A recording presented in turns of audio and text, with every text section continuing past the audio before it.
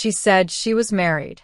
And the most powerful woman in the room confirmed it with a dangerous smile, like she'd heard those words 1,000 times before and never once let them stop her. Camille Blake didn't flinch, didn't soften, didn't blink. She just crossed her legs in that tailored navy suit, diamond-studded cufflink catching the city light filtering through the penthouse windows, and said with velvet-coated cruelty, "That's never stopped anyone worth ruining." The room went still.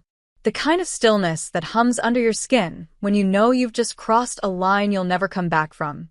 Nora Hale had been in powerful rooms before, courtrooms, boardrooms, press conferences, but none like this. None where her own body betrayed her like it did now, heat crawling up her neck, mouth dry, heart thudding traitorously in her chest. Camille's eyes didn't leave hers. "So," she asked, voice low and deliberate, "is he worth your loyalty?" Nora didn't answer. Couldn't. Because loyalty had nothing to do with the pull she felt in that moment, the magnetic force that had dragged her into this woman's orbit from the second she walked into that gala and saw Camille Blake standing alone beside $1 million whiskey cart, looking like power and danger and seduction wrapped in a woman who never played by anyone's rules but her own. The gala had been a political fundraiser.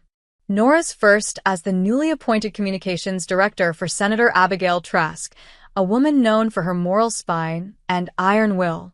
Nora was supposed to be working the room, making allies, reinforcing the senator's image. What she wasn't supposed to be doing was locking eyes with Camille Blake, billionaire CEO of Blake Strategies, the woman behind half the country's most successful PR cover-ups and whispered scandals. Camille shouldn't have even been at a political event for the opposing party. But Camille never went anywhere she wasn't invited. Hey, if you're enjoying this story, go ahead and drop a like to help us grow even more. And let me know in the comments, on a scale from 0 to 10, what score would you give this story so far? Your feedback makes all the difference. And she never left without taking something. Nora had tried to avoid her. For 15 minutes, she'd stayed on the other side of the ballroom, sipping champagne, laughing politely, doing everything she could to pretend her skin wasn't buzzing from the electric awareness of Camille's presence. But then Camille moved, crossed the room like gravity bent for her, walked right up to Nora, eyes locked, and said, "You don't belong here." "Not really." Nora had smiled, professional and measured. "Excuse me?" Camille's smile had been slow and razor-sharp. "This room is full of liars. You wear honesty like perfume. It's leaking out of your pores. It's adorable." "I'm married," Nora had said, like that meant something. Like it was a line drawn in stone. Camille had only looked at her. "And yet," she murmured, "you're still talking to me." That was 2 hours ago. Now, they were alone in the penthouse Camille owned 5 blocks from the gala. Nora hadn't meant to come, hadn't even said yes. But somehow she'd ended up in the back of Camille's car, the door held open like temptation dressed in black leather and scent of power. "Why me?" she asked now, breathless despite herself. Camille stood slowly, like a predator uncoiling. She walked toward her, heels silent on marble. "Because you said no," she said. "And people who mean it don't follow me home." Nora's chest ached. Her marriage wasn't perfect, what marriage was. But it was safe, structured, predictable. 3 years of vows and routines and quiet Sunday mornings.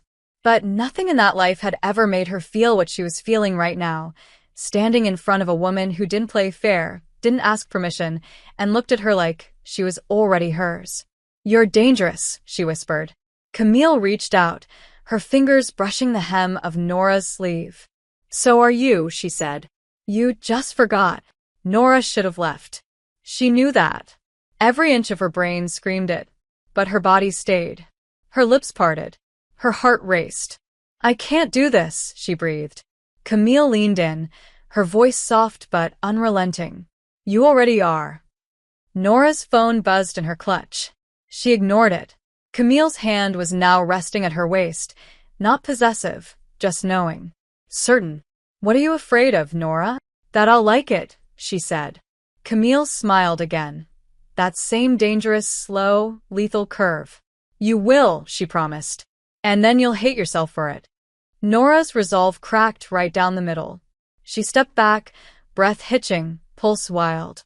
"I have to go," she said. "Then go," Camille said simply, turning away, walking toward the bar. "But don't lie to yourself about why you came here in the first place." Nora hesitated at the door, hand trembling. Her whole body felt like it was being torn in two, one half screaming to run, the other desperate to stay. She turned one last time. Camille didn't look at her, just poured herself a drink, slow and smooth, like she'd already won. And maybe she had, because Nora left, but she didn't go home. The cab ride should have been enough to clear her head. The city outside was humming with life, headlights streaking across rain-slicked streets, neon signs flickering like the pulse Nora was trying desperately to calm. But all she could see was Camille. The way she'd looked at her, like she knew every crack in her foundation, like she'd been waiting for her. Nora stared out the window, clutching her phone with white knuckles, ignoring the stream of texts lighting up the screen. Her husband. Of course. He was probably wondering why she hadn't come home after the gala, wondering where she was, who she was with. She hadn't lied to him. Not yet. But silence could be worse than a lie, couldn't it? She told the driver to stop 3 blocks from her apartment. She didn't want to be seen arriving in an unfamiliar car. She didn't want to explain. Not tonight. Not when her skin still buzzed with Camille's touch and her thoughts were a chaos she couldn't untangle. She walked the rest of the way home in heels that pinched and a heart that ached in ways she didn't know how to name. When she finally stepped into her apartment, the lights were still on.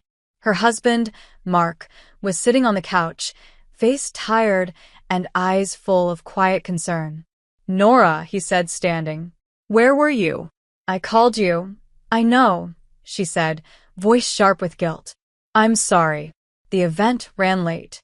"That's all." His question hung in the air, heavy and unspoken. Nora nodded. Yes. A lie. Her first real one. It tasted bitter on her tongue. She walked past him, straight to the bathroom, locking the door behind her before he could say more. She undressed slowly, her dress falling to the tile like evidence. She stood in the mirror and looked at herself, really looked. Her eyes were too bright. Her cheeks still flushed. Her lips still swollen from almost kisses that hadn't happened but somehow felt more real than anything else in her life. She turned on the shower, stepping into the heat like it could wash away the memory of Camille's voice in her ear. "You already are." But it didn't. Nothing could. The next morning, she was quiet over breakfast. Mark tried to talk to her about their upcoming anniversary trip, something in the mountains, a cabin, some peace away from the chaos of their schedules, but her mind was elsewhere. Camille's face kept flashing behind her eyes. That smirk, that voice, that certainty. At work, things were no better. Senator Trask had meetings all morning, and Nora was expected to prep the media briefings. But her hands shook as she typed. She kept checking her phone. She hadn't saved Camille's number, but the message came anyway. "You left your earring." Her breath caught. She hadn't even noticed. Her hand flew to her left ear. "Gone." Of course. She didn't respond. An hour later, another message. "You should come get it. Or maybe you left it on purpose." Nora swore under her breath and shoved the phone into her desk drawer. That night, she didn't go home. She didn't go to Camille's either. She walked the city for hours, coat wrapped tight, air cold against her skin. Her heels clicked against the pavement like a metronome to a song she didn't want to hear. She ended up at a bar she used to frequent in her college days, before the suits and the title and the marriage. The bartender remembered her, gave her a glass of wine without asking. "Rough night?" he asked. "Rough life," she muttered. Her phone buzzed again. She ignored it. She didn't want to know if it was Mark or Camille. She didn't want to know what it meant that she couldn't tell which one she hoped it was. By the time she stumbled out of the bar, tipsy and tired, she was ready to go home. To forget. To pretend. But when she rounded the corner toward her building, Camille was there, leaning against a black car like sin in red lipstick, holding a small velvet box in one hand. Nora froze. How did you? You're not that hard to find, Camille said simply. Especially when you want to be found. I don't. Liar. Camille stepped forward, holding out the box. Your earring. Nora took it with trembling fingers. Thank you. That's not why I came. Then why? Camille's eyes searched hers. Because you left. But you didn't want to. You don't know me. Camille smiled, slow and knowing. I know what it looks like when someone's trying to convince themselves they're still in control. Nora's jaw tightened. I am. Sure, Camille said. Keep telling yourself that. Nora turned to leave, but Camille's voice stopped her cold. Does he know? Nora didn't answer. She didn't need to. Would he care? Camille added, tilting her head. If he knew what kind of woman his wife really is? That snapped something inside her. Don't talk about him. Why not? You do, Camille said. Every time you say his name like a shield. But you're not hiding, Nora. Not really. You're waiting. For permission. For permission to want something more. Nora's voice cracked. What do you want from me? Camille stepped close, their faces inches apart. I want to watch you fall apart. And I want to be the only one who gets to put you back together. The air between them pulsed. Nora could barely breathe. This is wrong, she whispered. So make it right, Camille replied. Walk away. Go home. Forget me. Nora didn't move. Couldn't. Or, Camille continued, admit you've already made your choice. And in that moment, Nora knew. She had. Nora didn't sleep that night. She lay beside her husband in the dark, eyes wide open, heart pounding against her ribs like it was trying to escape her chest. Mark's breathing was steady, peaceful, completely unaware that the woman lying next to him was unraveling thread by thread. Every time she closed her eyes, Camille's voice echoed in her skull, low, intimate, dangerous. I want to watch you fall apart. And I want to be the only one who gets to put you back together. Nora had heard lines before. She'd been flirted with, complimented, teased. But nothing like that. Nothing that pierced right through her like a blade dressed in silk. She shifted under the sheets, her skin still tingling where Camille had stood close, where her breath had brushed Nora's cheek like a promise. Her body ached in a way she didn't know how to name, not from lust alone but from something deeper, something like hunger. Starvation, even. For a version of herself she had buried under years of expectations, of safety, of performing the woman she thought she was supposed to be. Camille had cracked that version in half with a glance. Nora finally slipped out of bed at 3:12 a.m., feet silent on the hardwood floor, heart pounding like she was committing a crime just by breathing. She went to the kitchen, sat in the dark, and stared at the velvet box containing her earring. She hadn't put it back in. Couldn't. It felt radioactive. Like wearing it again would mark her somehow. She thought about calling in sick. About pretending. About burying this in the place people bury all the almost they never act on. But the truth was a living thing now. It had claws and breath, and her name in its mouth. And Camille Blake was feeding it. At work, everything felt like static. Senator Trask's staff was prepping for a televised panel on political ethics, and Nora was in charge of the talking points. Irony was a bitter pill. She stood at the edge of the conference table as the team debated phrasing and statistics, but her mind wasn't there. It was in the rain, on the sidewalk, with Camille saying, "You're waiting for permission." A hand touched her arm. She jumped. "You okay?" asked Elise, the junior assistant. "Yeah," Nora said quickly. "Just didn't sleep." Elise nodded sympathetically. "You should take a night off." Seriously. Go do something for you. If she only knew. When the meeting ended, Nora retreated to her office and closed the door.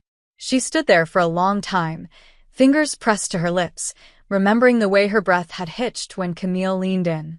She shouldn't have liked it. She shouldn't have wanted more. But she did. God help her, she did. Her phone lit up again. Camille Blake. Not a text this time. A call. Nora stared at it for 3 rings before answering. "You're persistent." Camille's voice was a velvet blade. "That's not the word people usually use." Then what is? Dangerous. Addictive. I've heard them all. You shouldn't be calling me. And yet, here we are. Did you wear the earring?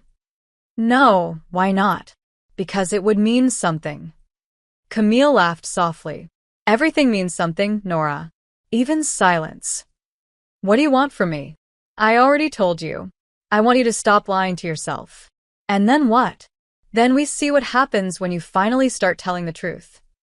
Nora swallowed hard. I'm not ready. Yes, you are. You're just scared. Maybe I should be. Then be scared. But don't be boring. The call ended. Nora sat in her chair, stunned. Camille didn't play by anyone's rules, not even gravity. She was a force, a storm, and Nora was already halfway gone. That night, Mark wanted to talk. He lit candles, poured wine, tried to reach for the version of her he'd always known. You've been distant, he said gently. Work, she lied. Just work. You can talk to me, you know, if something's wrong. Nora looked at him, really looked. He was kind, stable, safe. He loved her, but he didn't see her. Not the way Camille did. Not like someone trying to strip her bare, not physically, but emotionally, spiritually.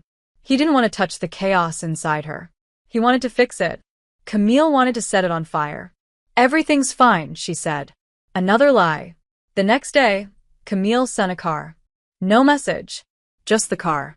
Waiting outside Nora's office at 6:03 p.m. She stared at it from her window for 10 minutes before grabbing her coat. She didn't tell anyone she was leaving. The driver didn't speak. The city passed in a blur. When they arrived, it wasn't the penthouse this time. It was a different building, a sleek, minimalist space downtown, all glass and shadow. Nora stepped out of the car with shaking hands. Camille met her at the elevator, dressed in black, her hair pinned up, lips crimson.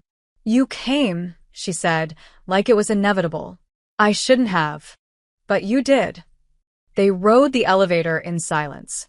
When the doors opened, the entire top floor stretched out in front of them, a private gallery. Empty. Silent. Lit only by the glow of soft golden lights on art that looked like it cost more than Nora's apartment. Why here? Nora asked. Camille walked slowly, heels echoing. Because I wanted to show you something beautiful before I ruined you. Nora stopped walking. You think this is a game? Camille turned to her, eyes sharp. No. I think this is the first honest moment you've had in years. You don't know me. I know what it looks like when a woman is starving for something she's been told she's not allowed to want. Camille took a step closer. I know what it's like to feel caged inside your own life. Nora's throat closed. She wanted to deny it. Scream. Run. But she didn't. She just whispered, I'm married. And I'm not asking you to leave him, Camille said. I'm asking you to admit you want me. Nora's breath caught. The space between them was electric. Camille didn't reach for her. Didn't touch. Just stood there, waiting. Say it, Nora's heart screamed. Say something. But she didn't. She turned and walked out again. And still, she didn't go home. The rain started just after midnight. A soft drizzle that kissed the city with a kind of melancholy Nora couldn't shake, like even the sky knew what she was doing, what she wasn't saying, what she wasn't ready to admit. She hadn't gone home. She hadn't even told anyone where she was. After walking out of the gallery, she'd wandered through the city like a ghost in heels, past glowing storefronts and strangers with umbrellas and street lamps that painted everything gold and wet and unreal. She ended up at a hotel, somewhere anonymous, somewhere no one would look. She didn't check in with her name. She didn't call Mark. She didn't even answer Camille's text. Still pretending, it had said. No greeting. No demand. Just a blade dipped in silk. Nora left it unread, but her fingers hovered over the screen too long, like they needed to feel her name in Camille's mouth again. In the silence of the hotel room, she stared at the ceiling, heart aching, skin buzzing, mind spinning like a storm that wouldn't stop. Every time she closed her eyes, she saw Camille standing beneath those gallery lights, shadows playing across her cheekbones, lips slightly parted, gaze so steady it made Nora feel naked without even being touched. "I'm asking you to admit you want me." Nora had almost said it. Almost cracked. Almost given in. But almost didn't count. Almost was still betrayal. Almost was still a fracture in the version of herself she'd spent years trying to protect. But protection was no longer enough. The next morning, she didn't go to the office. She texted Elise and said she was taking a personal day. Elise didn't question it. Nora didn't owe anyone an explanation. Except she did. To herself. To her marriage. To the life she was pretending to still fit inside. She sat on the edge of the hotel bed, bare feet on cold tile, staring at herself in the mirror. Her face looked different. Older. Younger. Confused. Her lipstick was smudged and her mascara faintly smeared beneath her eyes, not from crying but from friction, from wiping, from resisting, from wanting. She wanted Camille. She wanted her in a way that didn't feel like infidelity, but invasion. Camille had crawled inside her skin and rearranged her bones. And still, she hadn't touched her. Not really. Not yet. That night, she went back to the gallery. Alone. Hoping Camille would be there. Hoping she wouldn't. The space was closed, the lights off, the windows dark. She stood on the sidewalk, cold biting through her coat, heart hammering.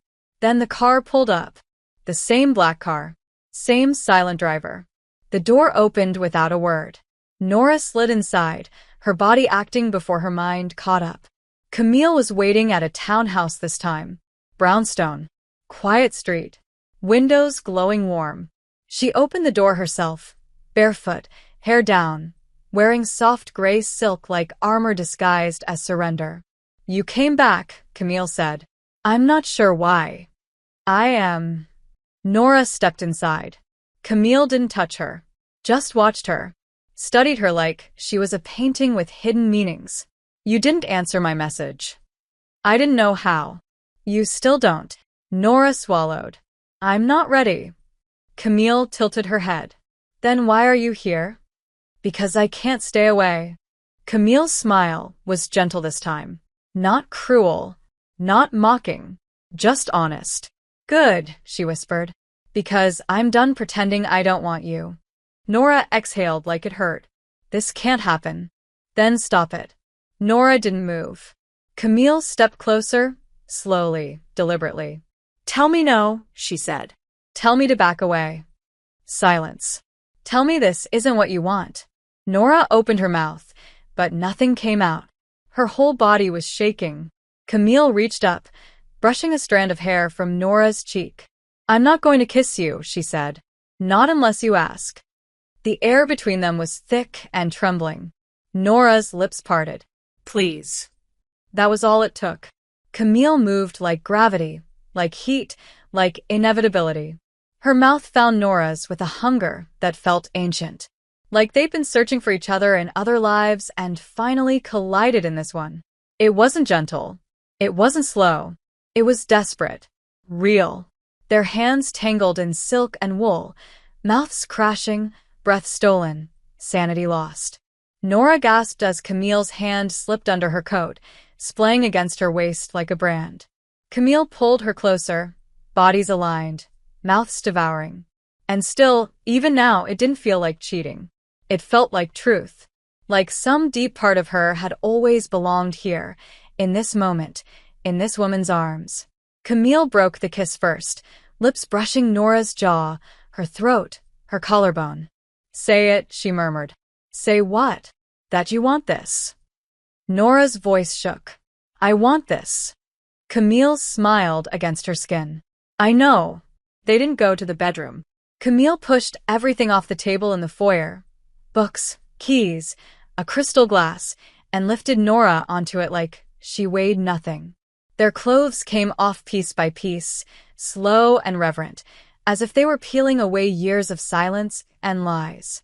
Every inch of skin was worshipped. Every moan pulled from Nora's lips felt like confession. When it was over, they didn't speak for a long time. Just lay tangled in each other, breathless, quiet, alive. Camille's fingers traced lazy circles on Nora's hip. "Do you feel guilty?" she asked softly. Nora turned her head, met her eyes. Not yet. Camille laughed once, quiet and sharp. You will. Nora didn't respond, because she already knew, and still she didn't move. Morning came too quickly. The soft gray light filtered through Camille's bedroom like guilt in silk pajamas, subtle but impossible to ignore. Nora woke tangled in sheets that didn't smell like home, her body sore in the best way, her soul aching in the worst. Camille was already awake, sitting by the window in a robe, coffee in hand, watching the city like it belonged to her. And maybe it did. You didn't sleep much, she said without turning. Nora sat up slowly, the sheet falling to her waist, exposing the skin Camille had memorized just hours ago. I couldn't. Why not? Because I don't know what this is, Nora whispered. And I'm afraid I already know. Camille finally turned to her, and her eyes, so sharp, so sure, softened just enough to hurt. It's whatever you let it be. Don't do that. Do what? Pretend like this doesn't matter to you. Camille rose from the chair, walking toward her with that quiet, lethal grace, her robe swaying like a secret. She stopped in front of the bed, crouched down, and placed her hand over Nora's heart. This matters, she said softly, but I won't beg you to choose it. You either do or you don't. Nora looked away. I have a life, a husband. Do you love him? Yes. Do you want him? Silence. That's what I thought, Camille said, standing. You don't have to justify anything to me. Just don't lie to yourself. Nora got dressed slowly. The weight of the night before clung to her skin like perfume she couldn't scrub off. She didn't kiss Camille goodbye. Didn't promise anything. Didn't even say she'd come back. But they both knew she would. At home, Mark was already gone. A note on the counter said he had an early client meeting. Nora stood there for a long time, staring at the note, her hands trembling. She deleted Camille's number from her phone. It didn't matter. She still remembered it. Every digit. That week passed in fragments. She buried herself in work, in meetings, in media briefings. She smiled at cameras and answered reporters and stood beside Senator Trask like nothing was falling apart inside her. But she wasn't sleeping. Not really. Every night, her mind returned to Camille's hands, Camille's mouth, Camille's words. Say you want this. And every morning, she woke beside a man who had no idea who she really was. Camille didn't call, didn't text, didn't chase. She didn't have to. Camille Blake was the kind of woman who knew silence was louder than noise. And Nora's silence was screaming. By Thursday, Nora was unraveling. A small thing, a dropped file, a harsh comment from a journalist, someone brushing too close in a hallway, set her off. She snapped at Elise. She cried in a bathroom stall. She stared at herself in the mirror and didn't recognize the woman looking back. That night, Mark made dinner. Pasta. Her favorite. He poured wine and asked about her day and smiled like nothing had changed. You've been distant, he said again. We're both busy, she replied. But you've never been quiet. Nora looked at him, really looked. He loved her. She didn't doubt that. But he didn't know her anymore. And maybe he never had. Do you ever wonder if we made the right choice? She asked suddenly. Mark blinked. What do you mean? Getting married. So young. So fast. He put his fork down. Where's this coming from? I don't know, she lied. Just been thinking a lot lately. Mark's voice was careful now. Is there someone else? Nora froze. No, another lie. A bigger one. Mark nodded slowly, but she saw the flicker of doubt behind his eyes. I love you, he said quietly. Nora nodded. I know. She didn't say it back. That weekend, Camille showed up. No warning. No invitation. Just appeared at the steps of Nora's apartment building like a storm wrapped in skin. Nora opened the door, and her breath caught. Camille looked tired. Unshaken, but tired. Like restraint had become a burden. We shouldn't do this, Nora said immediately. Then why did you open the door? Because I thought it might be someone else. Liar, Camille said, stepping inside. You felt me before you even saw me. Nora closed the door, heart racing. My husband is here. No, he's not, Camille said. He left 20 minutes ago. You're watching me now? I'm waiting for you, Camille said. There's a difference. Nora didn't respond. Couldn't. Camille walked closer, and this time, Nora didn't move away. I tried to forget you, Nora whispered. I tried to move on. And I still wake up wanting your mouth on mine. Camille's eyes darkened. Then what are we still talking about? I don't know how to do this, Nora said. I don't know how to stop wanting both lives at once. You can't, Camille said. You have to choose. Pretend or feel. Nora's walls cracked one by one. It hurts, she breathed. Camille nodded. That's how you know it's real. Nora kissed her first this time. Hard. Desperate. Like she needed to drown in something just to feel alive. Camille kissed her back like she'd been starving in silence, and Nora was finally the answer to a question she'd never dared ask. This time they didn't fall into bed. This time it was slower, more deliberate. Nora stripped off her guilt first, then her doubts, and finally her blouse. Camille undressed her like she was unwrapping truth itself. Every inch of her skin felt like confession. Every sigh, every gasp, a piece of her old life falling away. After, they lay in silence. But this silence felt different. Not heavy. Not guilty. Just known. If you stay here, Camille said, you'll have to lie to him again. I know. Will you? Nora didn't answer. Because she didn't know anymore which version of herself she was willing to lose. She lied again. Of course she did. When Mark came home that night and asked if everything was okay, she said yes. When he kissed her cheek and asked if she wanted to watch something, she nodded. When he fell asleep beside her, she stared at the ceiling and imagined Camille's hands on her waist, her mouth on her skin, her voice like smoke curling through the darkest parts of Nora's mind. It was getting harder to separate the truth from the performance. Harder to remember who she used to be before Camille started unraveling her one careful layer at a time. At work, she avoided mirrors. She avoided Elise. She avoided Senator Trask's questions about whether Nora was still committed to the re-election strategy. Everyone noticed she was off. No one said it out loud. Camille didn't text again. Didn't call. But her absence was louder than her presence. Nora saw her name in every news headline, every magazine article, every whisper about political donations and campaign secrets, and the woman who always got what she wanted without ever having to say it. The next time Nora saw her was at a charity banquet 3 weeks later.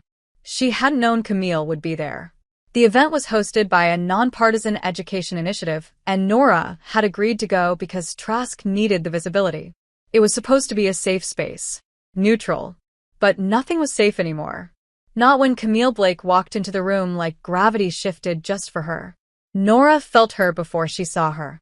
Her body reacted first, stomach tightening, breath catching, skin buzzing. Then she turned and there she was, Camille in midnight blue, hair slicked back, red lips painted like sin, eyes locking onto hers with a heat that melted 3 weeks of silence in a single glance. Nora turned away. She tried to focus on the senator, on the guests, on the speech she was supposed to help deliver. But Camille didn't disappear. She stood across the ballroom, watching her like a game she knew the ending to. When Nora finally slipped away to the restroom to breathe, Camille was already there, leaning against the marble counter, arms crossed, waiting.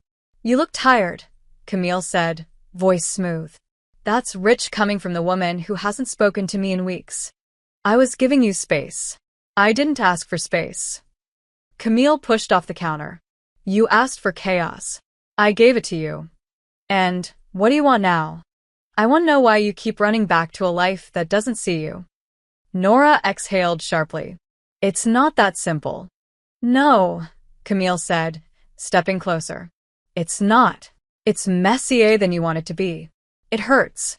It breaks things. But pretending doesn't make it less real. You make it sound like I can just walk away from everything. You can. You did. Camille's jaw tensed. For the first time, Nora saw something crack in her. I did, Camille said slowly. And I lost people. But I found myself. That's the difference. Nora turned to the mirror. I don't know who I am anymore. You do, Camille said. You just haven't let her speak. What if I hate what she says? Camille stepped behind her, close but not touching, her breath warm against Nora's neck. Then you finally know the truth. I'm scared. Good. Camille's eyes met hers in the mirror. Fear means you're close. Nora closed her eyes. Close to what? Becoming. That night, she went home to Mark. He was reading on the couch. He looked up, smiled. Hey. Nora stood in the doorway and stared at him. At the man she'd promised forever to. At the life she'd built like a fortress around a version of herself she no longer recognized. Can we talk? She asked. He put the book down. Of course. Not now. Later. Tomorrow, maybe. Mark's smile faltered. Are we okay? Nora didn't answer. Because no, they weren't. And pretending they were would only buy her more time she didn't deserve. That night, she didn't sleep. Again. Camille's words haunted her. Fear means you're close. Close to what? To blowing up her life? To letting someone see the mess inside her? To admitting that she didn't just want Camille, she needed her, in ways that felt primal and unrelenting and terrifying. She thought of that look in Camille's eyes when she said she walked away from everything. What had she lost? What had she gained? Could Nora do the same? Would she survive it? The next morning, she called in sick. Mark had already left. She stood in the apartment for a long time, staring at the wedding photos on the wall, the books they bought together, the kitchen table where they used to laugh. Then she grabbed her coat and left. She didn't know where she was going until she was already there. Camille's townhouse. Same black door. Same quiet street. Nora hesitated, then knocked. Camille opened it within seconds. I didn't think I'd see you again, she said. Neither did I. Camille stepped aside. Nora walked in. She didn't speak. She didn't ask permission. She just moved to Camille and kissed her, hard, raw, needing to feel something more than the guilt and silence that had been choking her for weeks. Camille kissed her back with the kind of hunger that made the floor fall away. They stumbled into the kitchen, then the stairs, then the bedroom, tearing at clothes, breathless, feral. But it wasn't just sex. It was a reckoning, a release, a surrender. After, they lay tangled in sheets, hearts still racing, silence blooming between them like an answer. I'm not ready to leave him, Nora said. I know, but I'm also not ready to give you up. Camille looked at her for a long moment. Then don't. You be okay with that? No, Camille said, voice raw. But I'm not in love with your choices. I'm in love with you. Nora froze. Say it again. Camille leaned in, kissed her forehead. I love you, even when I wish I didn't. Nora closed her eyes, tears slipping silently down her cheeks. Because for the first time, she realized what was really at stake. Not just her marriage, not just her reputation, but her entire sense of self. And maybe, just maybe, that was exactly what she needed to lose in order to finally be found. Nora didn't go home that night. She stayed in Camille's bed long after the heat of their bodies had cooled, long after the adrenaline had drained and left only silence. Camille was asleep beside her, chest rising and falling in slow rhythm, one hand resting gently across Nora's waist like she was afraid to let go even in dreams. And maybe she should have let go. Maybe she should have slipped out of bed and walked away. But Nora didn't. She couldn't. Because for the first time in years, she felt more real here, wrapped in the arms of a woman she wasn't supposed to love than she ever had inside the quiet, careful life she'd built. But with the morning came consequences. And guilt. And questions she had no answers to. Camille stirred when Nora got out of bed, her voice still husky with sleep. You leaving? I have to. You don't. I do. Camille sat up slowly, the sheets slipping down her bare back. Will you come back?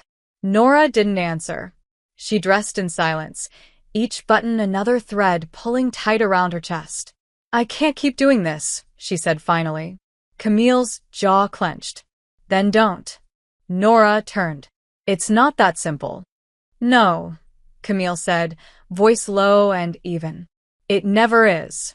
Not when you're scared of what you actually want. That's not fair. Neither is wanting someone who's still pretending they're not already mine. The words hit like a bruise. Nora left without another word. The walk back to her apartment felt like purgatory. Cold. Quiet. Heavy with the weight of everything she wasn't saying. When she stepped inside, Mark was sitting at the kitchen table, fully dressed, hands wrapped around a mug of coffee gone cold. His eyes met hers instantly. He didn't smile. Didn't speak. Just looked. And it was worse than shouting. I couldn't sleep, Nora said, lying before he even opened his mouth. I went out to clear my head. You didn't answer your phone. It died. It always dies lately. She swallowed hard. Mark, are you seeing someone? The question cut through her defenses. Her mouth opened, closed. No, but it didn't sound like truth. Not even to her. Mark looked away, jaw tightening. I'm not stupid, Nora. I know something's wrong. You haven't touched me in weeks. You avoid me. You don't laugh. You don't look at me the same. We've just drifted. It happens. Not like this. Silence stretched between them like a noose. Do you love me? He asked. She hesitated. Too long. Yes, she said eventually. But it's different now. Because of her? Nora froze. I saw the way she looked at you. At the fundraiser. Mark, and the way you looked back. He stood slowly. I didn't want to believe it. I told myself it was just politics. Just work. But it's not, is it? I didn't mean for this to happen. But it did. His voice cracked. And now I don't even know who you are anymore. Nora stepped forward, tears burning. I'm trying to figure that out too. Then tell me, he said, voice shaking. Do you love her? Nora's breath caught. I don't know. A lie. The biggest one yet. She left the apartment an hour later. She didn't tell Mark where she was going. Didn't answer when he called out her name as she walked down the hallway. She just kept walking. She ended up at a park bench near the river, where the wind cut sharp and the sky threatened rain. Her phone buzzed. A text from Camille. Are you breathing? Just 3 words. And somehow, they made her eyes well up more than Mark's broken voice had. She didn't respond. Not yet. Because she didn't know how to answer a question like that. Was she breathing? Yes. But it didn't feel like living. Later that evening, she went back to work. To the structure. To the distractions. She threw herself into the campaign like it could save her from the storm inside. Senator Trask noticed the shift. You okay? She asked during a late-night strategy session. You've been intense lately. Just focused, Nora replied. We're getting close to the debates. I want us to win. Good, Trask said. Because there's talk of a leak. Nora blinked. A leak. Someone's feeding insider information to the opposition. Minor things so far. Talking points.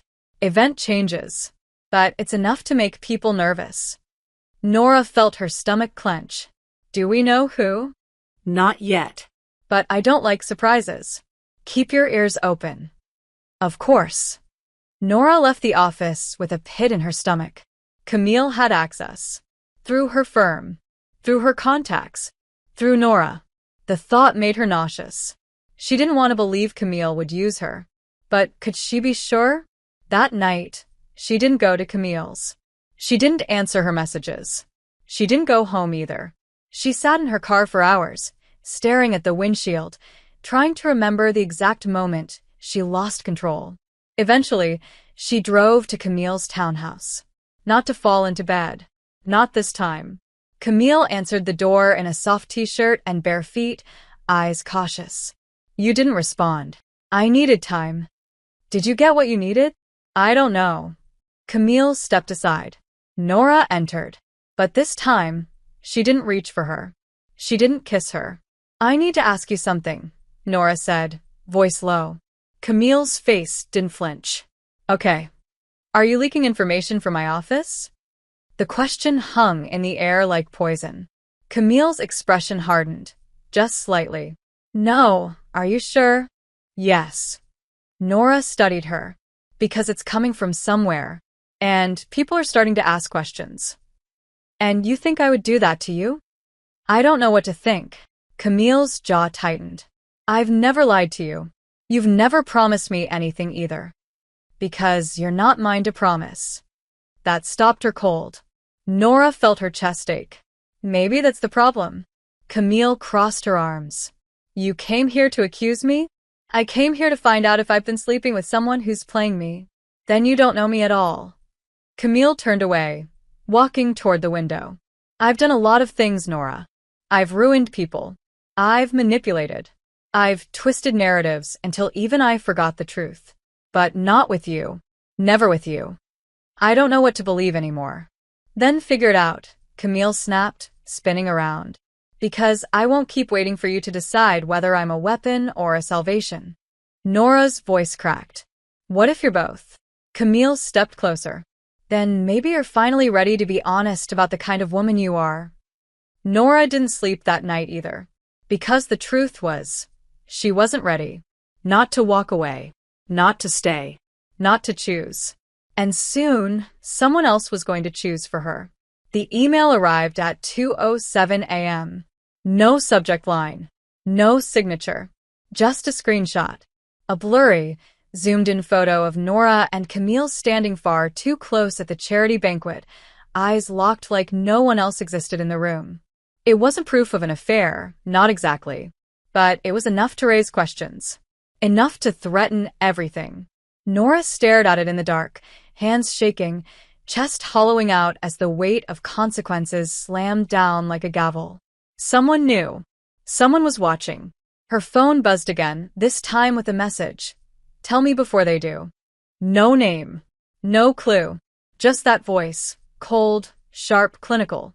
She didn't sleep after that. Couldn't. Her mind spiraled with worst-case scenarios. What if it leaked to the press? What if Trask found out? What if Mark? God, what if Mark had sent it? But that didn't make sense. He didn't even know about the banquet. He hadn't been there. Unless someone told him. Unless someone wanted to hurt her. She showed up to the office the next morning wearing armor, tight bun, dark lipstick, heels like knives. Elise looked up from her desk, eyes wide. Hey, are everything okay?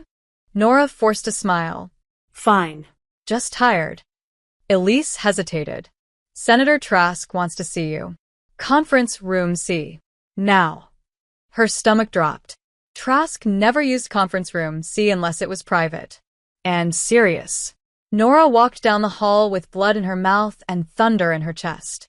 When she stepped inside, Trask was alone, arms folded, expression unreadable. Shut the door. Nora obeyed.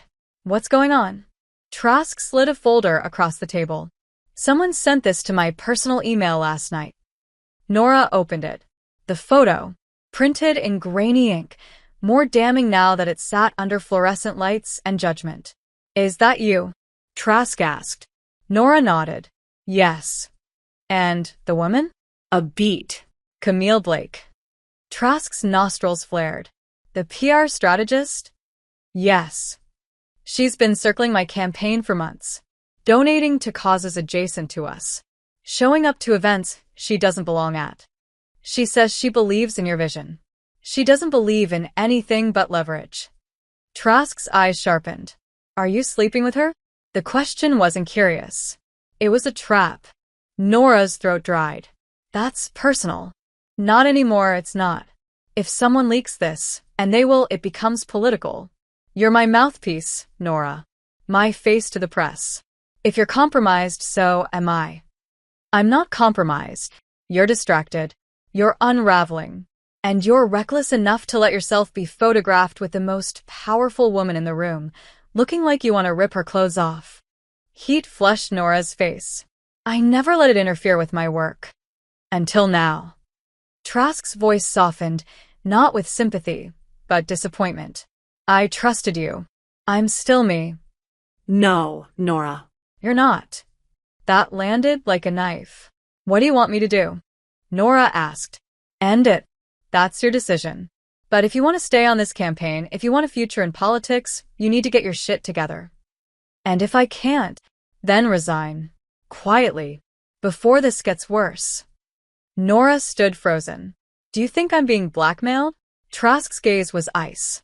I think you're in over your head. And I think Camille Blake eats girls like you for breakfast. The words echoed long after the room emptied.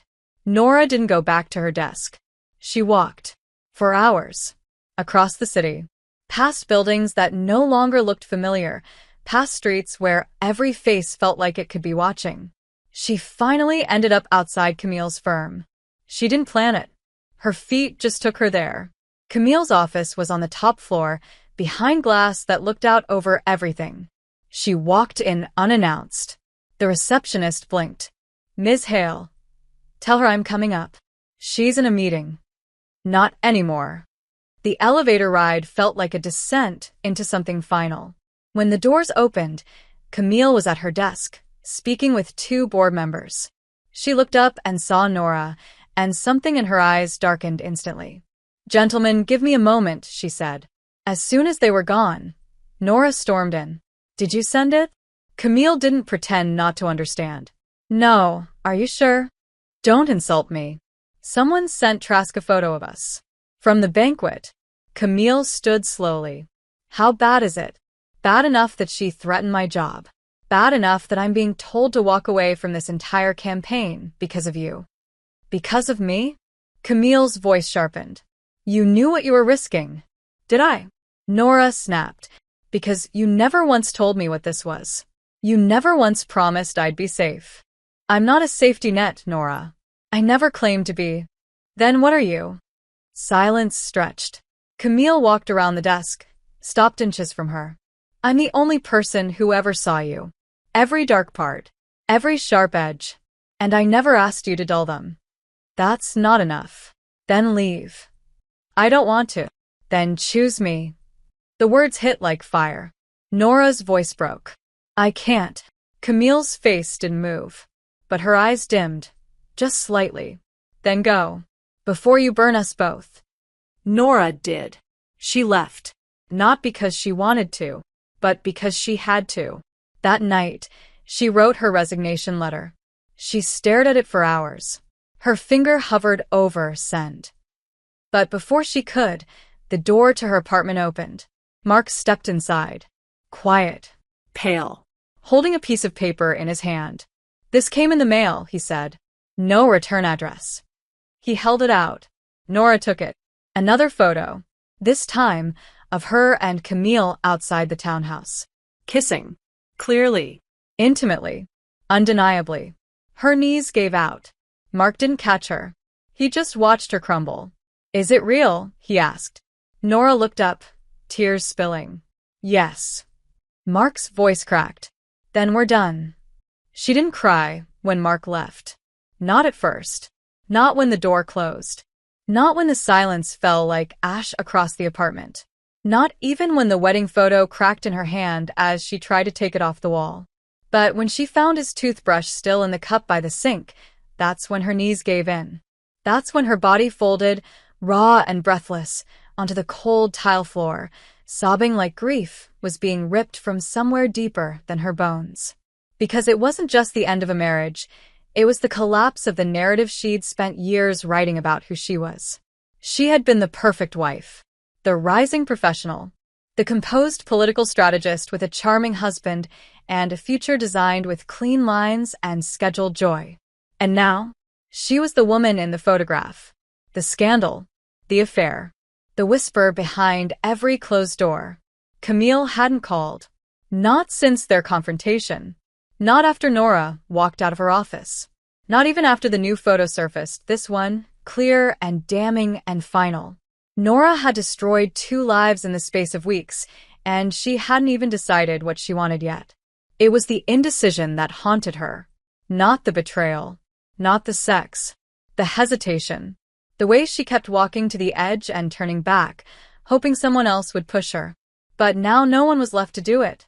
Not Mark. Not Trask. Not Camille. She had burned every bridge and was standing in the smoke, waiting for something to rise from it. The resignation letter sat in her inbox, still unsent. Her finger hovered over the key again. Not yet. Not yet. That afternoon, she returned to the office anyway. She had no idea why. Pride, maybe. Habit. Or the desperate hope that if she could hold on to one piece of her old life, she wouldn't completely fall apart. Elise's eyes widened when she saw her. "You're here?"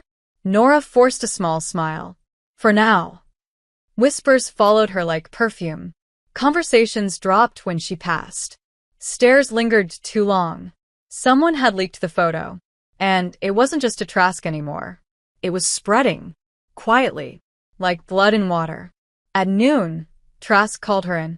No greeting. No preamble. "I need your resignation on my desk by the end of the day." Nora sat down. "I'm not the one who leaked the photo. Doesn't matter. I didn't give her anything. No information. No access. I kept everything separate. Again. Doesn't matter." Trask folded her arms. "You're the headline now. And I can't afford headlines that aren't mine. I gave everything to this campaign. And now you'll give it a clean exit." Trask's voice was cold, but her eyes flickered, briefly, with something like regret. "You're brilliant, Nora. But brilliance doesn't excuse recklessness. You made your choice. Now own it." The words hurt. Not because they weren't true, but because they were. Nora stood, shoulders back, spine still. "I'll send it before I leave." "Good." Trask nodded once. "And Nora?" She paused. "You were never invisible. Not to the right people." That was the closest thing to forgiveness she'd ever get. By the time she returned to her desk, the ache in her chest was no longer guilt. It was grief. But not just for Mark. Not just for her job.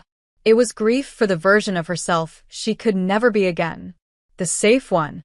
The accepted one. The one no one questioned. At 5:43 p.m., she hit send. Her resignation went through. Final. Clean. Silent. At 6:17 p.m., Camille called.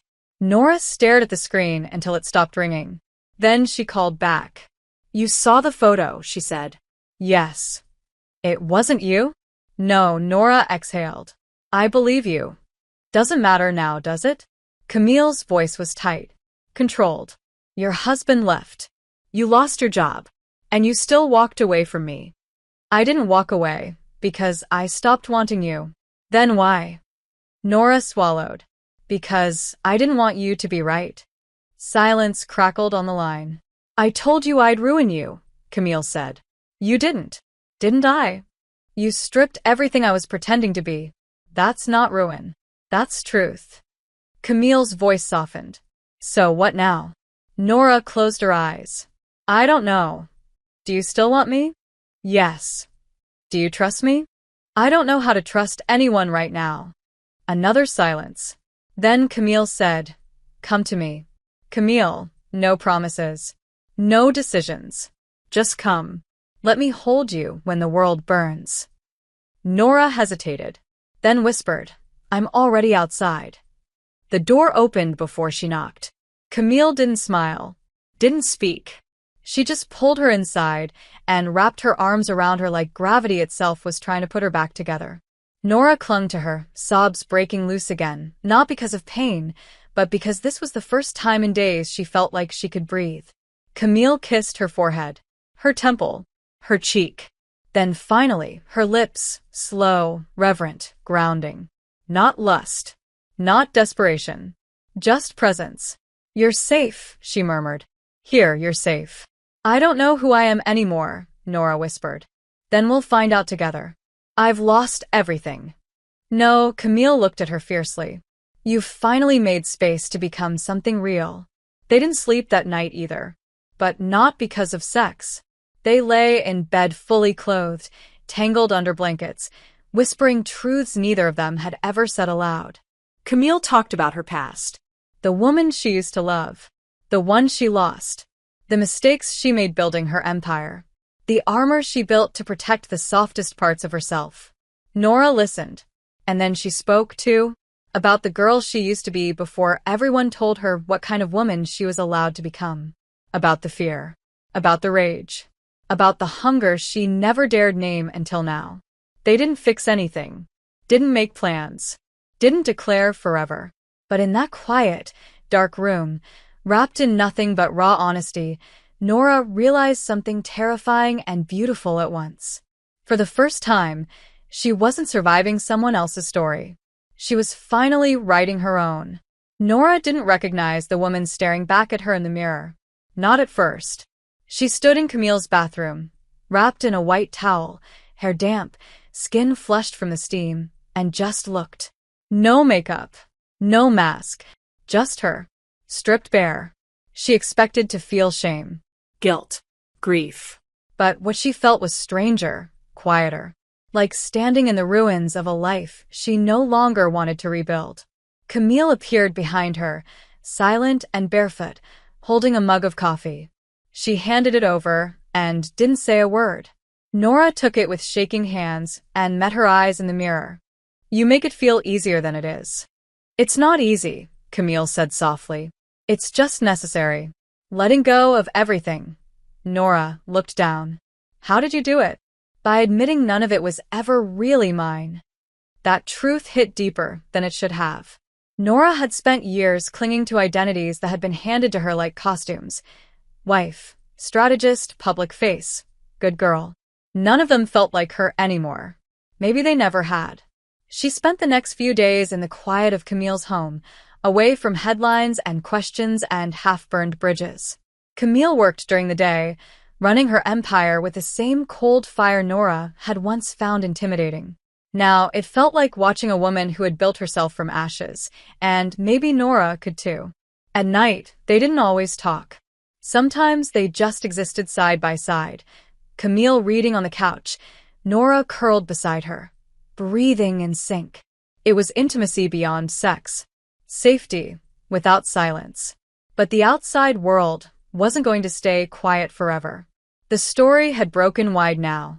Headlines danced across every media platform. Trask's former advisor linked to high-profile CEO in scandalous affair. They didn't use Camille's name directly. Not yet, but everyone knew. And Camille didn't flinch. I've survived worse, she said, sipping her wine, legs crossed, poised as ever.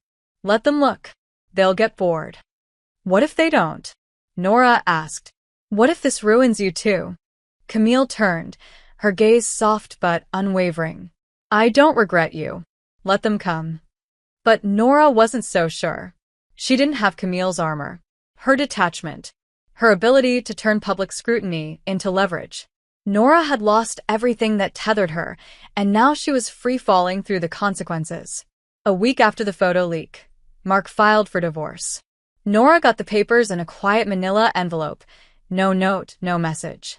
Just a legal boundary drawn with surgical precision. She didn't cry when she read them. Just signed. It was done. Over. As clean as a knife could be. That same afternoon, Elise sent her a message. It was hesitant. Kind. Simple. I'm sorry about how things ended. I miss you here. Nora stared at it for a long time before replying. I miss you too. Thank you. She didn't expect forgiveness. Didn't even want it. But kindness felt like a language she was still learning how to speak again. Camille gave her space, but not distance. When Nora drifted into silence, Camille didn't pry. She offered presence. When Nora lashed out, she didn't retaliate. She waited. And when Nora finally cracked, whispering, I don't know who I am without my title, Camille pulled her in and said, then it's time to find out who you were before it.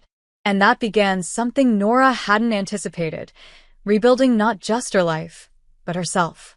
She started writing again, something she hadn't done since college. Late at night, fingers curled around a pen, journal open, Camille asleep in the next room. She wrote about fear, about power, about women who choose themselves and burn down everything in their way. She wrote about guilt, but also about desire, and how sometimes the two exist in the same breath. Slowly, something began to form. A voice. Her own. It was shaky, uncertain, but real. One night, Camille found her curled up on the floor beside the window, writing in the dark. You're awake, she said. Camille sat beside her. You're glowing. Nora laughed quietly. That's just sweat and anxiety. No, Camille said, brushing a strand of hair from her face. That's rebirth. Do you believe people can start over? No, Camille said. I believe they can become. Starting over means erasing what happened. Becoming means using it to change. Nora looked at her. You say things like that, and I forget to breathe. Camille smiled. That's the point. The next morning, Camille surprised her with something unexpected, an offer. I have a client, she said, handing Nora a folder. They're looking for a communications consultant. Quiet work. No public exposure. Full creative control. You'd be perfect. Nora blinked. You're giving me a job? I'm giving you an option. One you choose for yourself. Is this pity? No. It's respect. Nora flipped through the pages. A nonprofit focused on women's leadership initiatives. Underfunded. Undervalued. Full of potential. They'll hate me, she said, because of the scandal. Then make them need you more than they want to judge you. Camille leaned in. You're still brilliant. They'll see that if you let them. Nora didn't decide right away, but the folder stayed on the nightstand. And 3 days later, she sent the first email. That was the first choice she made entirely for herself. A small one, but it mattered. It wasn't a return. It was a becoming. When she told Camille, there were no fireworks. Just a slow, proud smile and a kiss that said everything words couldn't. That night, as they lay in bed, fingers intertwined, breath synced like tides, Nora whispered, I'm not ready to call this love. Camille didn't flinch. I don't need a label. I just need truth. I'm still scared. Good. Camille kissed her shoulder. Then we're doing it right. Nora turned toward her. I don't want to lose you. Then don't. Camille's voice was steady. But if you do, don't lose yourself too. And with those words, Nora finally understood. This wasn't a story about falling in love. Not really. It was a story about choosing herself and allowing love to meet her there. The first day back in the world felt like walking into a room that used to belong to her and realizing someone else had changed the furniture. Nora stepped into the office of the nonprofit Camille had introduced her to, a modest space in an old building downtown, with peeling paint, overstuffed bookshelves, and a receptionist named Lonnie who greeted her with warm eyes and zero recognition. It was everything she needed. No power suits. No cameras. No whispers in hallways. Just work. Real work. Purpose. The executive director, Miriam, was kind but firm, clearly exhausted from doing too much with too little. She handed Nora a stack of folders and said, We're drowning in messaging issues. I've seen what you can do. Fix it. There was no mention of the scandal. No allusion to Camille. No quiet judgment disguised as politeness. Just trust. Quiet, cautious, but real. Nora worked hard. She rebuilt their communications framework, rewrote the donation campaigns, structured media kits that could actually pull attention from the chaos of the political climate. The work was good. It was slow. It was grounding. And for the first time in months, she didn't feel like she was performing a version of herself. She just was. Camille didn't hover. She gave space, even when Nora felt herself craving the intensity of her presence. But their rhythm had changed. The calls were softer now. The dinners less urgent. They still touched like it mattered, but it was no longer about escape. It was about returning. And Nora was returning to herself, piece by piece. But the world hadn't forgotten. One afternoon, while Nora waited for her coffee at a small cafe near the office, a woman approached her. Well-dressed, mid-30s. Calculated in every step. Nora Hale, she asked. Nora turned. Yes, I just wanted to say, the woman tilted her head, smiling without warmth. You're braver than I expected. Most people would have disappeared after what you pulled. Nora blinked.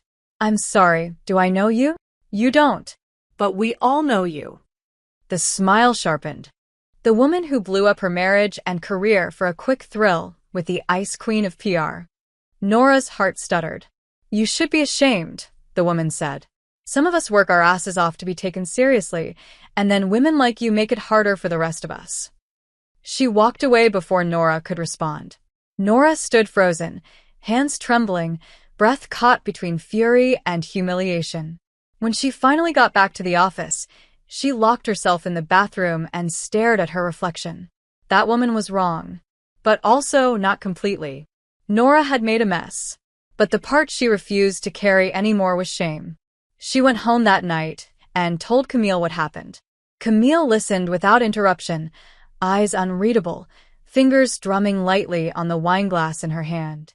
When Nora finished, Camille stood, walked across the room, and said, "You don't owe the world a performance of your regret. Let them talk. That's all most people can do."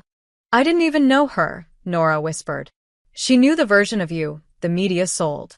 Camille reached out, gently brushing her thumb across Nora's cheek. "And that's not your responsibility to fix." "But is it yours?" Camille hesitated. "What do you mean?" "Trask was right," Nora said. "You move in shadows. You're used to power.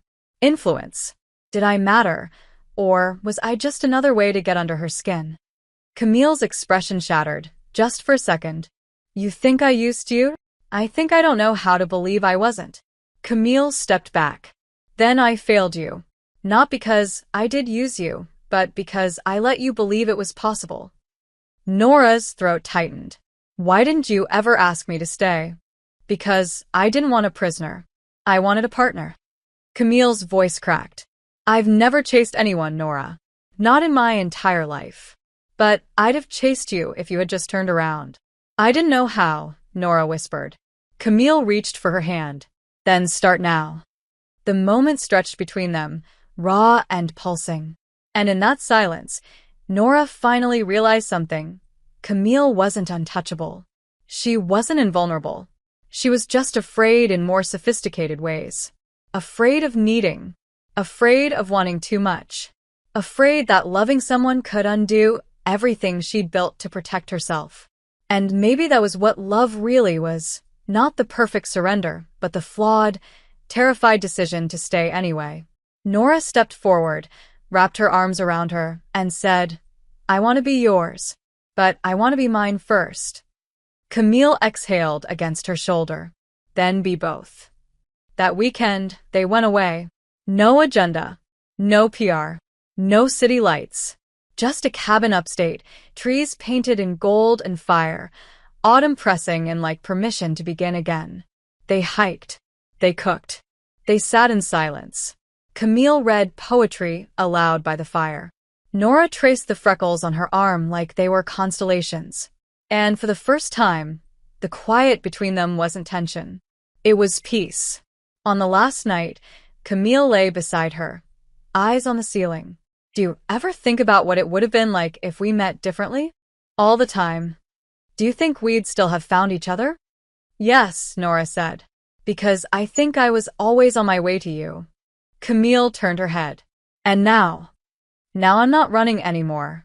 Camille smiled. Good. "Because I'm not going to let you go." Nora kissed her, slow and sure and unafraid. The kind of kiss that didn't ask for anything. The kind that promised. When they returned to the city, something had shifted. Nora wasn't hiding anymore. She walked into her new office with her head held high. She answered questions when they came. She didn't apologize. Because the woman in the mirror wasn't the same. She wasn't the scandal. She wasn't the fall. She was the aftermath, and the one who had survived it. And for the first time, she wasn't afraid of being seen.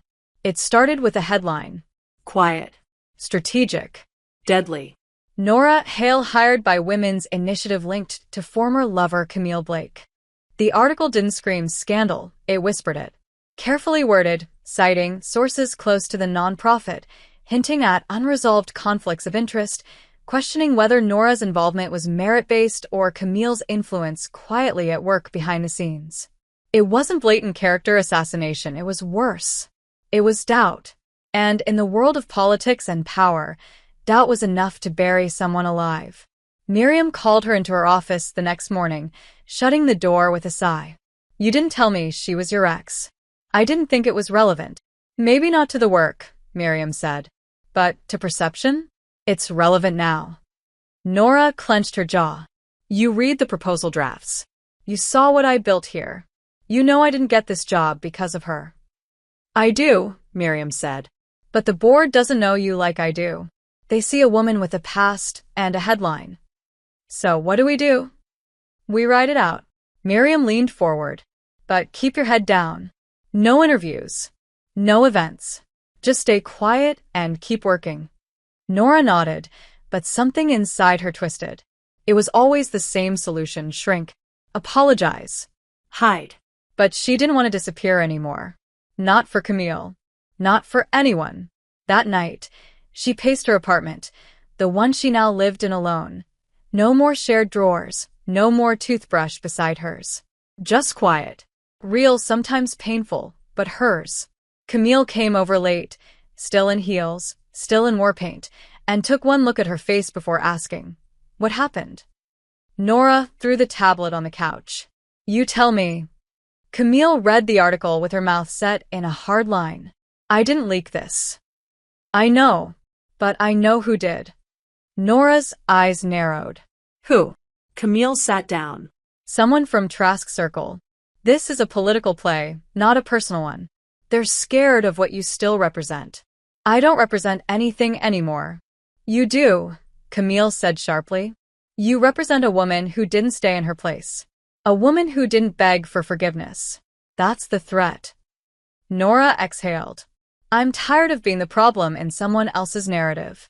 Camille reached out. "Then stop letting them write it." "What does that even mean?" "It means," Camille said carefully, "that the version of you the world keeps dragging through the mud, it's not yours. And if you want your story back, you're going to have to take it." Nora stared at her, the words sinking deeper than she wanted to admit. Because Camille wasn't just talking about the press. She was talking about everything. Her marriage. Her career. Her identity. "I'm not like you," she whispered. "I don't have armor." Camille touched her cheek. "Then grow new skin." The next day, Nora requested a meeting with the board. Miriam raised an eyebrow. "Are you sure?" "Yes. You're going to walk into a room full of people who think you're nothing but a headline and try to convince them you belong?" "No," Nora said. "I'm going to show them I already do." The room was cold. 5 people. 2 women. 3 men. Neutral faces. Expectant. Nora stood at the head of the table, hands calm, spine straight, voice steady. "You've seen the article. You've read the subtext. And you've probably already had conversations I wasn't invited to." She looked each one in the eye. "So, here's my invitation to talk about it now. All of it." No one interrupted. "Yes, I was involved with Camille Blake. Yes, I left a job in disgrace. Yes, my life exploded. And no, I'm not sorry for choosing myself when everything around me was built to control me." Someone shifted in their seat. "What I do regret," Nora continued, "is not speaking sooner. Not owning the fact that survival is messy. That rebuilding looks like failure before it looks like progress. That women like me who fall in public aren't weak. We're just visible." She exhaled. "And if that visibility makes you nervous, you're welcome to replace me.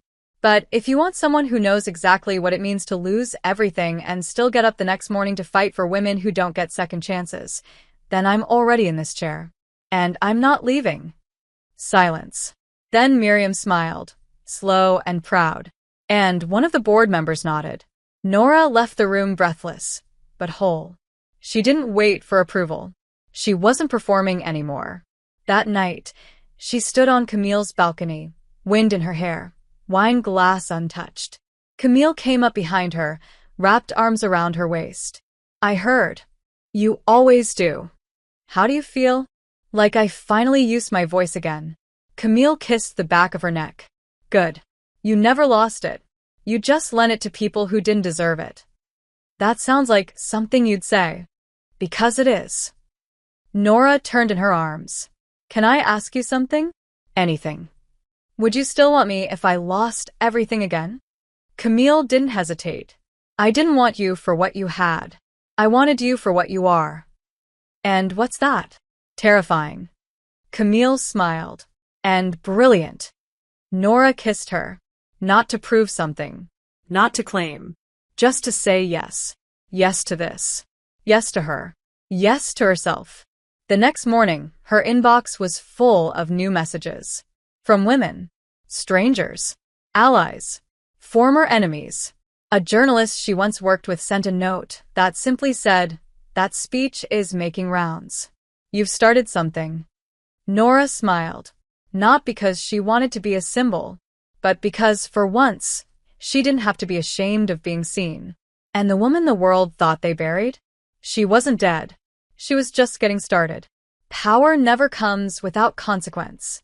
That was something Camille Blake had always known, had lived by, had weaponized in every deal, every negotiation, every look that said, "I see you, and I will win." But love? That was different. Love was messy. Love was irrational. Love was a variable she could never fully control. And watching Nora rise, watching her take the narrative back into her own hands, was both the proudest and most terrifying experience Camille had ever survived. Because for the first time, she was no longer the one pulling strings. She was just holding her breath. And that had never been her role. Nora, meanwhile, was on fire. The speech had gone viral in quiet circles. It wasn't a trending hashtag or a public apology gone performative. It was something better. Real. Private. Shared like a secret among women who had been told to sit down and smile. The nonprofit's board not only kept her, they promoted her. Put her in charge of messaging across multiple initiatives. She was rebuilding, yes. But this time, not from someone else's blueprint. This time, the bones were hers. But with visibility came attention. Some of it was good. Some of it wasn't. Anonymous messages began appearing in her inbox again. Not threats, just venom. "We don't forget women like you. Don't think for a second your redemption arc makes you admirable. We're watching." Nora didn't flinch anymore. She reported them, blocked them, moved on. But Camille watched with rage she barely kept beneath her skin. "Give me their names," she said one night, pacing the living room. "I'll have their IPs. I'll have their jobs. I'll make them regret they ever." "No," Nora said, standing. "That's not how I fight anymore." Camille stopped. "So what? You just take it?" "No," Nora said again. "I outlive it." Camille looked at her like she didn't recognize her. And maybe she didn't. Because Nora wasn't broken anymore. She wasn't brittle. She wasn't standing in Camille's shadow. She was side by side. And something about that scared the hell out of Camille. "You don't need me anymore," she said quietly. Nora blinked. "What? You've become everything I knew you could be. Without me." Nora stepped closer. "I didn't do it without you. But you could've. And that's a good thing." Camille's jaw clenched. "Is it?" "Yes," Nora said. "I don't want to need you. I want to choose you." Camille didn't speak. Not for a long time. And then, softly, "I don't know how to be loved without being necessary." The words were so bare, so unguarded. They knocked the air right out of the room. Nora reached out, fingers grazing her wrist. "Then let me love you without owing you." Camille didn't pull away. But she didn't lean in either. That night, they didn't sleep tangled together. Camille stayed in the other room. Not out of anger, but something worse. Fear. Because for all her power, all her dominance, all her curated control, Camille Blake had never learned how to stay still when someone loved her with nothing to gain. The next morning, Nora found a note on the counter. "I need space. I need to know I'm not just watching you become, but becoming something too. Don't wait for me. I'll find my way back, or I won't. But this time, the choice will be mine. No signature. No kiss. No goodbye." Nora stood in the kitchen, mug untouched, pulse numb. She didn't chase her. She didn't fall apart. She didn't scream.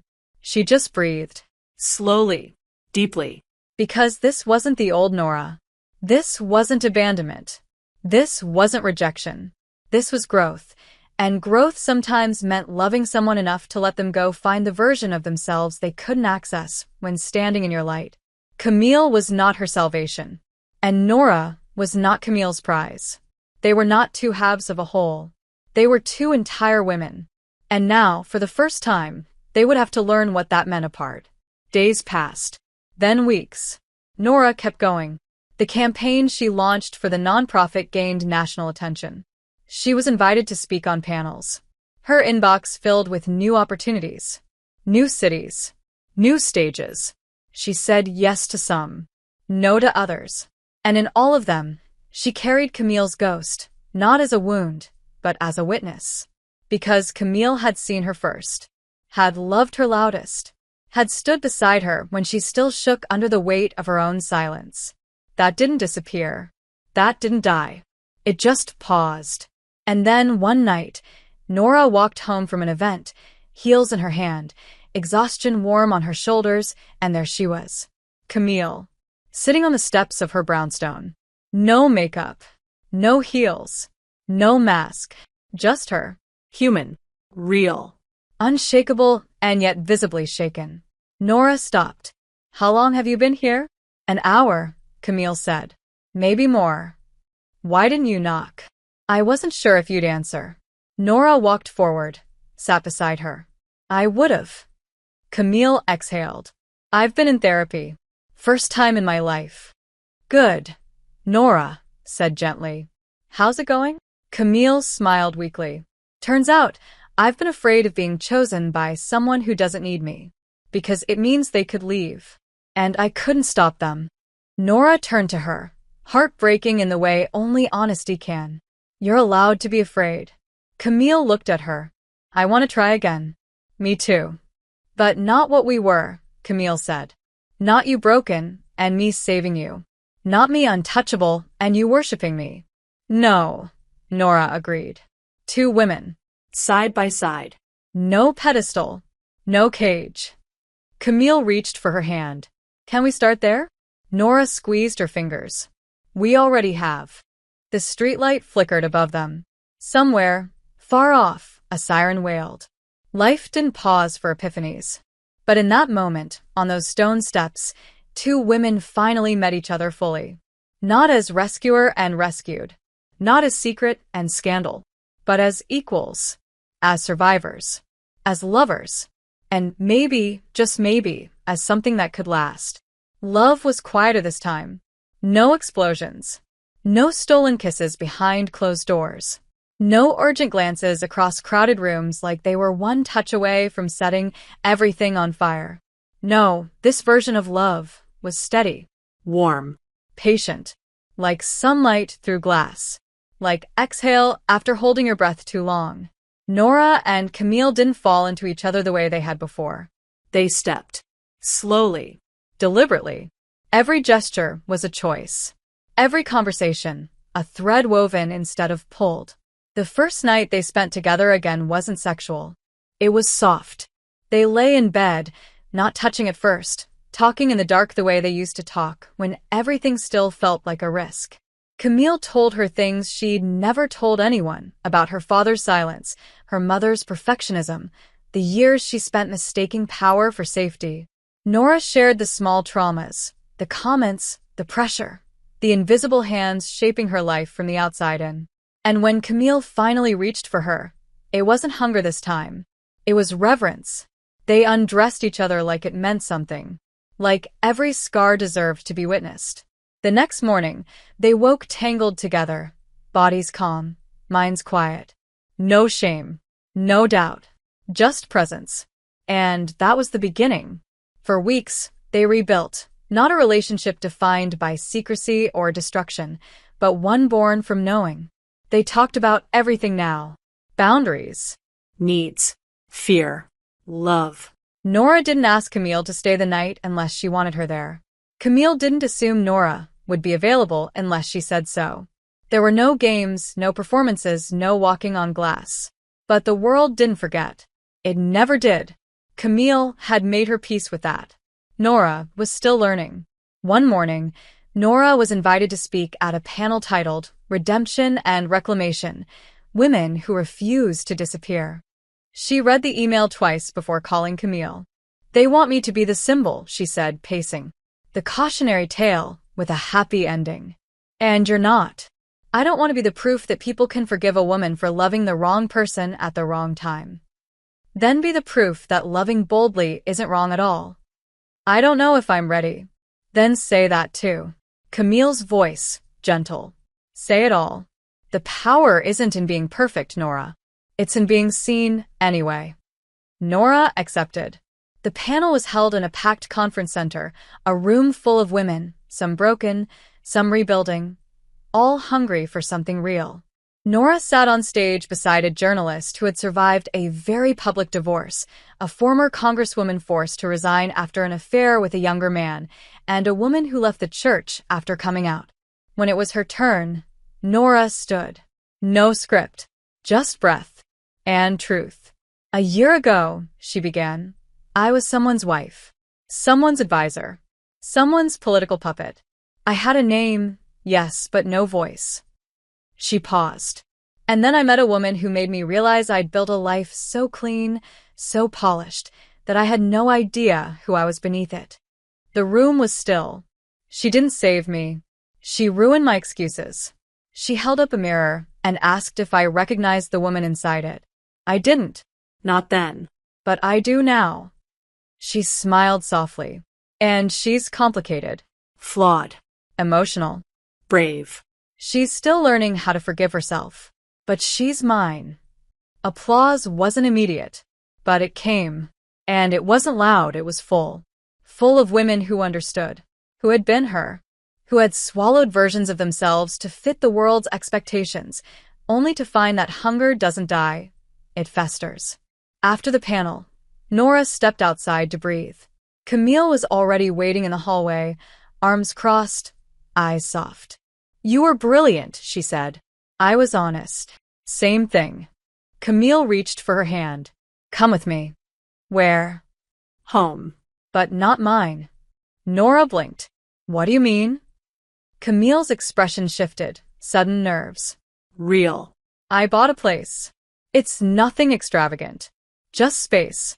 For us. Nora's breath caught. You bought a home for us? I bought a home for me. And I want you to be part of it. If you want to. You did this without telling me? Camille gave a one-shouldered shrug. I didn't want to do it to impress you. I wanted to do it because it's time I stopped living in penthouses I don't sleep in. Nora stared. Show me. The apartment was on a quiet street. A third-floor walk-up.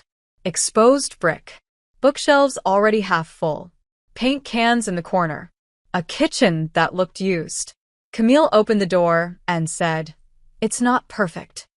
Nora stepped inside. It's alive. Camille followed. I've lived everywhere. Hotels. High-rises. I've never lived anywhere I wanted to invite someone into.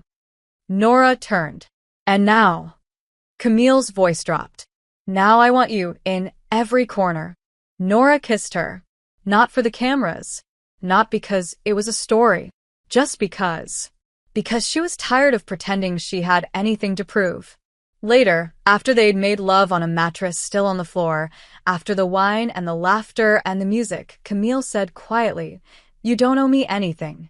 Nora rolled onto her side, hair messy, cheeks flushed. I know, but if you stay, don't do it out of gratitude. Nora laughed softly. Do I look grateful or in love? Both, Camille said. But I'd rather you be selfish about it. Then I'm selfish, Nora whispered. Because I want this. Not for the redemption arc. Not because it looks good on paper. But because I choose it. Camille closed her eyes. Say it again. I choose it. Camille exhaled like a woman being forgiven for things she hadn't said out loud. And Nora, curled against her, smiled. Because for the first time, they weren't surviving each other. They were building something real. Quiet. Steady. And strong enough to hold the past without letting it define the future. It didn't end with a ring. Not with a wedding. Not with champagne flutes or matching vows or a filtered Instagram post that said, she said yes. It ended with 2 mugs of coffee. A slow morning. The sound of birds through the window Camille forgot to close. Nora's bare feet against hardwood floors as she danced quietly to a record that crackled with age and warmth. It ended with ordinary love, the kind that isn't performed, but lived. The kind that survives headlines and heartbreak and becomes something so whole that it doesn't need to shout to be heard. Months had passed. 6, to be exact. 6 months since Nora chose not to run. 6 months since Camille chose not to control. 6 months since two women stood on the ruins of their old selves and said, "Let's build." It wasn't perfect. Nothing was. They fought. About cabinet space. About Camille's habit of vanishing into her work for hours without saying a word. About Nora's tendency to let her emotions speak before her reason caught up. But they always came back. Always. Because the new version of them wasn't about survival anymore. It was about return.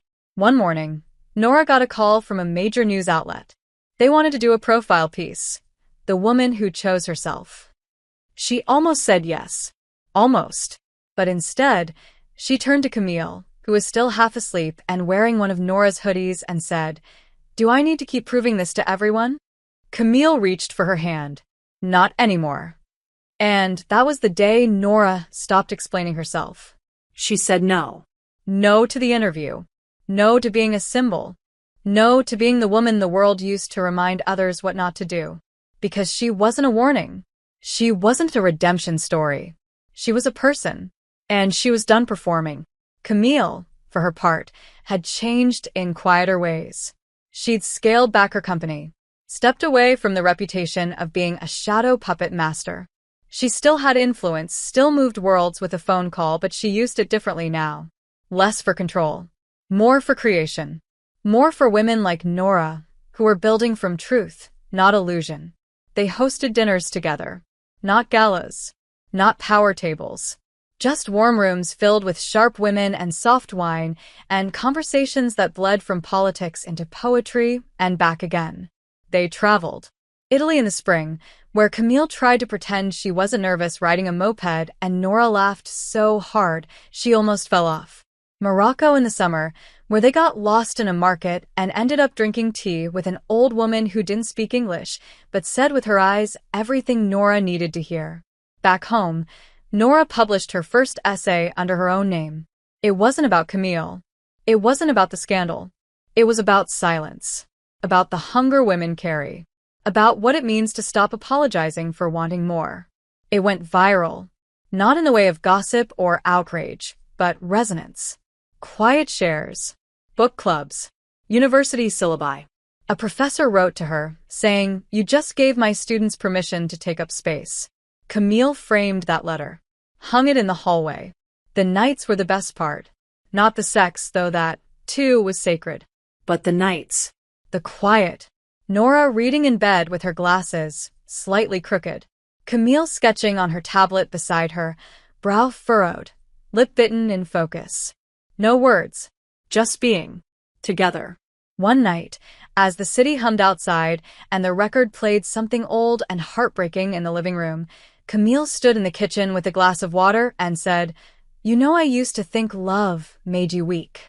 Nora looked up. "And now? Now I think it makes you brave." She walked over, wrapped her arms around Nora from behind. Because staying is harder than leaving. And choosing the same person every day, even when you don't have to, that's strength. Nora turned in her arms.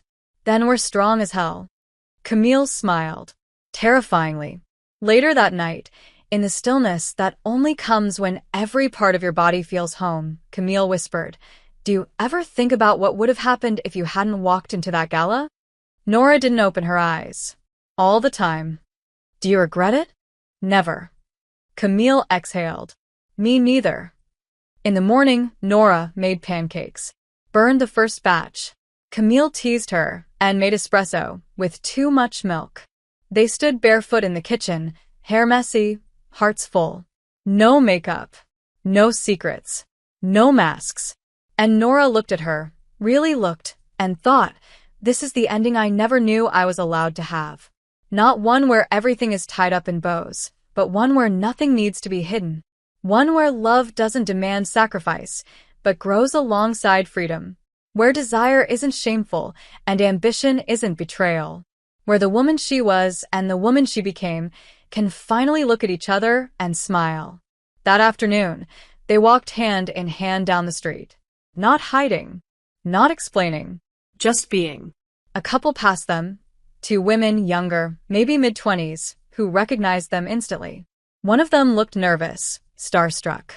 The other smiled and whispered, "They look happy."